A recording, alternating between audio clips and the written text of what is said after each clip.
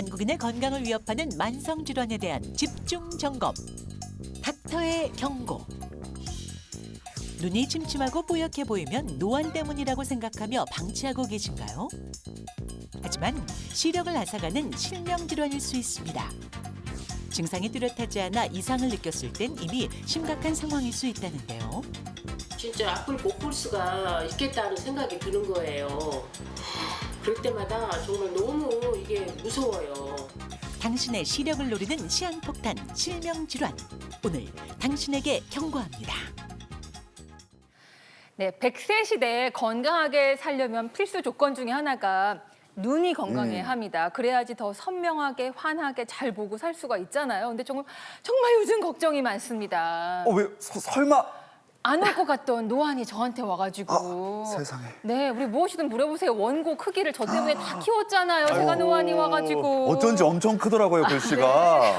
네. 아유, 우리 이은정 아나운서는 젊어서 이거 이해 못할 것 같아요. 아니에요. 저도 너무 이해됩니다. 저도 진짜 시력이 너무 안 좋아서 걱정인데 저 같은 경우에는 휴대폰을 달고 살거든요. 휴대폰으로 책도 보고 그러다 보면 막 눈이 뻑뻑해지고 또 피로해지는데 눈은 한 번 나빠지면 또 되돌리기 어렵다고 하잖아요. 그래서 더 무섭고 더 소중해지는 것 같아요. 맞아요. 다행히 저는 눈 건강은 좀 자신이 있거든요. 시력도 좀 좋은 편이고. 네. 그런데 제 친구들, 제 동갑내기들 중에서도 벌써 노안이 오시는 분들이 있더라고요. 그래서 너무 궁금한 게 노안이 이렇게 빨리 올 수도 있는 건가요? 네, 맞습니다. 우리 눈의 노화 현상은요, 30대에 이미 오고 있습니다. 우리 몸에서 이 가장 노화가 제일 빨리 일어나는 곳이 바로 눈이거든요. 우리가 가까운 곳을 볼 때 잘 보기 위해서 막 힘을 주는 단계 있지 않습니까? 이거를 조절한다라고 이해하는데요. 이 조절 기능은 30대 초에 떨어지기 시작해서 40대 초중반에는 가까운 곳이 안 보이는 노안의 증상이 생기게 됩니다. 그럼 노안이 왜 생길까요? 제가 이해를 돕기 위해서 두 가지 오늘 모형을 준비를 했는데요. 먼저 눈 모형을 보여드리겠습니다.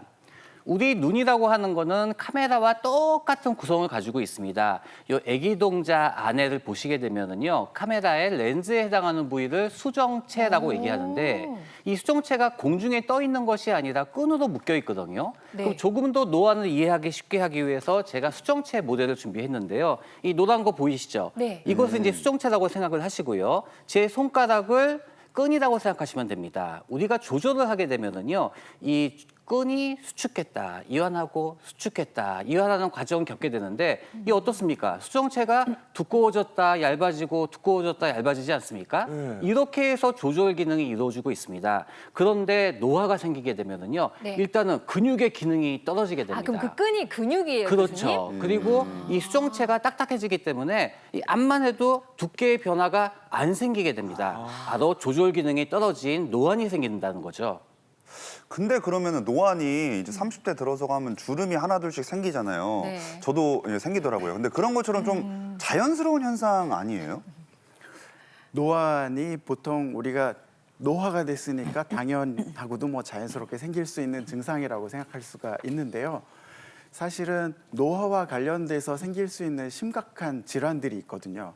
우리가 50세가 되면 본격적으로 노안이 시작이 되고 그때 같이 어떤 심각한 질환이 같이 생길 수가 있는데 두 증상이 너무 비슷해서 숨겨져 있을 수가 있어요. 그래서 이거를 그냥 방치해버리면 어느 순간에 질환은 계속 나빠져서 정말 심각한 상태가 될 수 있는 거죠. 어머, 저는 그냥 나이가 들어서 노안이 오다 보다 했는데, 그러니까 노안이 오면서 실명 질환도 올 수 있는데 이게 노안 때문에 구분이 안 될 수 있다. 무섭다. 이거 지금 처음 알았어요. 진짜 오늘 열심히 공부해서 건강한 눈을 좀 지켜야겠다 이런 생각이 듭니다. 그러니까요. 네. 자, 근데 이게 네. 이제 하나 갑자기 궁금한 게 이게 노안이랑 실명 질환이랑 구분은 할 수 있는 거예요? 네, 오늘 네. 아마 들으시면 두 가지를 정확하게 구별하실 수 있고요. 오늘 큰 도움이 될 수 있을 것 같습니다. 예, 네. 사실 노안인지 실명 질환인지 두 사실을 구분하는 것은 쉽지가 않습니다. 결국 안과에 가서 검사를 해봐야 되는데요. 일반적인 검사가 아니라 망막 검사 같은 정밀 검사를 해봐야 됩니다. 특히 황반변성 같은 경우는 치료가 안 되면 결국 실명하기도 하기 때문에 검사가 꼭 필요합니다. 집에서 간단하게 검사할 수 있는 방법이 하나 있는데요. 잠시 후에 말씀드리겠습니다. 네, 그 검사 만나보기 전에 먼저 이 시간에 이 눈 건강을 위협하는 실명 질환들의 원인 증상까지 자세히 알아보겠습니다. 자, 티벗 반응 먼저 확인해 보겠습니다. 이윤정 아나운서 나와주세요. 네, 눈 건강 정말 중요하게 생각하는 아나운서 이윤정입니다. 오늘 두 눈 부릅뜨고 여러분들의 실시간 댓글 먼저 확인해 보도록 하겠습니다. 건행복님께서 몸이 1000냥이면 눈이 900냥이래요. 눈 건강 지키는 법 집중하겠습니다 하고 보내주셨고요. 그리고 건강 최고 중요님께서 나이 들면 생기는 백내장, 눈앞이 침침한 게 늙어서 그런지 병 때문인지 걱정됩니다 하고 보내주셨습니다. 오늘 끝까지 함께 해주시면 좋을 것 같고요. 지금부터는 티벗 퀴즈 보내드릴게요. 자, 먼저 첫 번째 퀴즈는요. 전 세계 실명 질환 1위는 무엇일까요? 일명 1번 백내장, 2번 당뇨 망막병증, 그리고 3번 황반변성 중에서 선택해 주시면 되고요. 자, 두 번째 퀴즈입니다. 실명 위험이 큰 녹내장, 조기에 발견하면 시력 소실을 예방할 수 있다. OX 중에서 선택해 주시면 됩니다. 자, 마지막 퀴즈입니다. 혈당 관리만 잘하면 당뇨 망막병증에 걸리지 않는다. OX 중에서 선택해 주세요. 자, 오늘 방송 끝까지 집중해 주시면 쉽게 정답 맞추실 수 있을 거고요. 퀴즈와 댓글 참여해 주신 분들 중에서 10분을 추첨해서 저희가 모바일 커피 쿠폰 보내드립니다. 많이 참여해 주시고요. 기다리고 있겠습니다. 네, 과연 노안인 걸까 아니면 실명 질환인 걸까 많은 분들이 지금 걱정하시나 봐요. 질문이 많이 올라오고 있다는데요. 실시간 질문 좀 받아보도록 하겠습니다. 질문 띄워주세요. 젊어서는 시력이 굉장히 좋았고 지금도 나쁜 편은 아닙니다.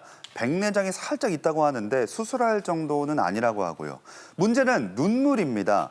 밖에만 나가면 눈물이 쏟아져서 손수건 없이 외출을 할 수 없습니다. 눈에 심각한 문제가 생기는 걸까요? 라는 고민인데 어르신들 같은 경우에는 눈물 때문에 고민을 하는 분들이 많아요. 이게 왜 그런 걸까요?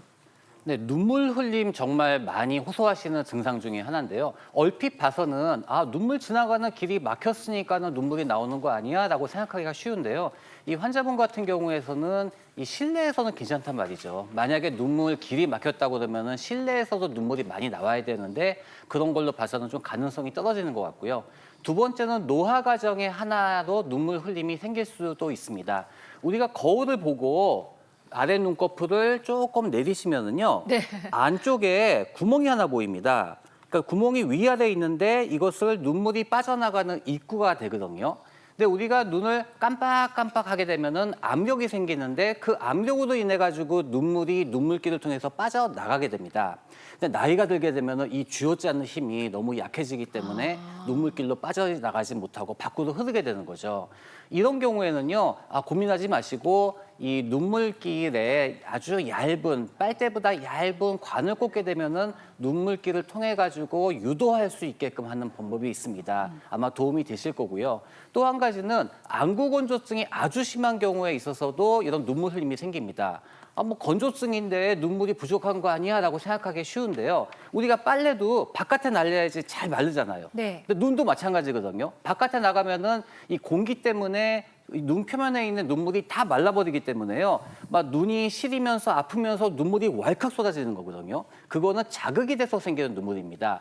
안구 건조증 치료와 함께 나가셨을 때 외출하실 때는 보안경을 끼시는 게 좀 도움이 될 것 같습니다. 아, 그렇군요. 그런데 뭐 얘기하기가 무섭게 지금 뭐 하시는 거예요? 제가 렌즈를 자주 껴서 눈이 건조하거든요. 그래서 이렇게 눈물샘을 좀 확인하고 있었는데 이 안구 건조증이 있으면 노안이 빨리 온대요. 어떡해요? 저는 백설공주인 줄 알았어요. 마녀구나. 네. 거울아. 마녀라니요? 내 눈은 언제 노안이 오나 지금. 네. 근데 저는 20살에 안구 건조증 진단 받았었거든요. 그래서 진짜요? 저도 노안 빨리 올까 봐 엄청 걱정했는데 그냥 저는 적당한 시기에 왔어요. 평균적으로 오는 시기에 관련이 있는 건지 없는 건지 저도 좀 확인해 보고 싶네요. 네, 사실 노안과 안구건조증은 큰 상관은 없습니다. 본래 나이가 들면은 눈물 양이 점점 줄거든요. 그래서 이 안구건조증이 하나의 노인성 질환으로 받아들여졌었는데요. 요즘에는 초등학생들도 안구건조증 때문에 병원에 오는 경우가 상당히 많거든요. 근데 노안과 안구건조증이 심해지는 그 시점이 엇비슷하게 됩니다. 그래서 실질적으로 이 두 가지는 뭔가 관계가 있는 거 아니야? 라고 오해를 하시는 경우가 많습니다. 근데 사실은 저도 시력은 좋은데 안구건조증이 조금 있어요. 저랑 같이 오늘 잘 들으시고 관리를 오늘부터 잘하면 될 것 같습니다. 그러니까요. 그러니까 사실 안구 건조증도 노인성 질환이라고 하니까 요즘 어르신들이 또 눈 때문에 많이 불편해하시는 경우가 많잖아요. 그러니까 이런 분들 같은 경우에는 좀 어떻게 잘 관리하면 좋을까요? 이도영 교수님? 네, 실제로 안구건조증의 원인은 많이 다양합니다. 그래서 안과의 다양한 질환 때문에 생기는 증상이 안구건조증이기 때문에 그 원인을 정확하게 찾는 것이 중요합니다. 근데 일반적으로 우리가 안구건조증 하게 되면은 눈물의 양이 부족한 안구건조증, 두 번째로 눈물의 질이 안 좋은 안구건조증을 나눌 수가 있는데요. 이 뜨거운 찜질 같은 경우에는 눈물의 질이 안 좋은 안구 건조증인 경우에 상당히 도움이 됩니다. 그 제일 간단한 방법을 말씀을 드리겠습니다. 손바닥을 이용하는 건데요. 네. 양쪽 손바닥을 깨끗이 먼저 닦으시고요. 이 양쪽 손바닥으로 막 비빕니다. 한 10초 정도 비비게 되면은 이게 후끈 달아오르거든요. 그 상태에서 눈을 감으시고요. 이 손을 동그랗게 만들어서 이렇게 갖다 대시면은요, 이 찜질 효과가 생깁니다. 이거는 뭐 쉽게 아무 도구가 필요 없이 할 수가 있습니다. 꽤 따뜻한데요? 그렇죠. 네.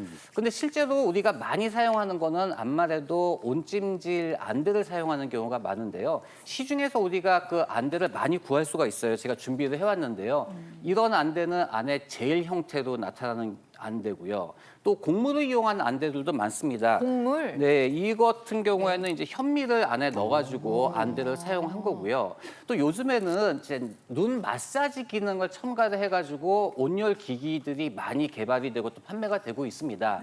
근데 실제로 제가 몇 가지를 써보니까 이 마사지하는 강도가요, 이 장비마다 조금씩 틀려요. 그렇기 때문에 이 강도가 얼마나 눈에 영향을 미칠지는 조금 더 지켜봐야지 될 것 같습니다. 이게 시중에서 많이 우리가 있지만 집에서 쉽게 너무 간단하게 만들 수가 있습니다. 어제 저녁에 제가 오늘 방송을 위해서 요 안대를 하나 만들어 왔는데요. 이거 뭐 수면 양말 갖고 양말 만들었지만 아니에요? 면 양말도 괜찮고요. 면 양말이나 수면 양말 안에 저는 이제 팥을 이용을 했거든요. 팥을 한 움큼 넣은 다음에 요 쪼매고 이거를 전자레인지에 한 30초 내지 40초 정도 데우면은요, 이게 간편한 찜질팩이 만들어집니다. 여기서 주의하실 거는요, 이 곡물로 이용한 찜질팩 같은 경우에는 반드시 2달에 한 번씩은 바꾸셔야 되고요. 사실 이게 오염될 수가 있기 때문에 눈 위에 올리실 경우에는 소독된 꺼즈를 올리시고 이 찜질을 올리시는 게 도움이 될 것 같습니다. 기왕이면 쓰던 거 하시면 안 되고 새 걸로 하셨으면 새 좋겠어요. 걸로 눈 위에 하시는 게 올리는 좋으시죠. 거니까 새 그러니까요. 걸로 두고. 네, 위생적으로. 그럼 또 궁금한 게 온도거든요. 이게 찜질이라 하면 모름지기 아주 뜨끈뜨끈하게 이 맥반석 계란 올려놓은 것처럼 아주 뜨겁게 하는 게 좋을 것 같은데 어때요? 네, 맞아요.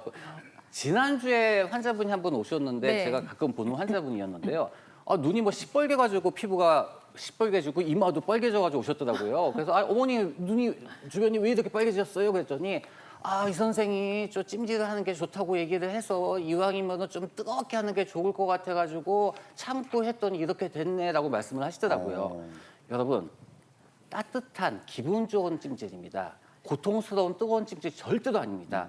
이 기본적으로는 체온보다 높은 온도로 얘기하게 되면은 한 45도에서 50도 사이로 하시는 게 좋고요. 하루에 2번, 한 번 하실 때 3분 정도 적당하게 하시는 게 도움이 될 것 같습니다. 네.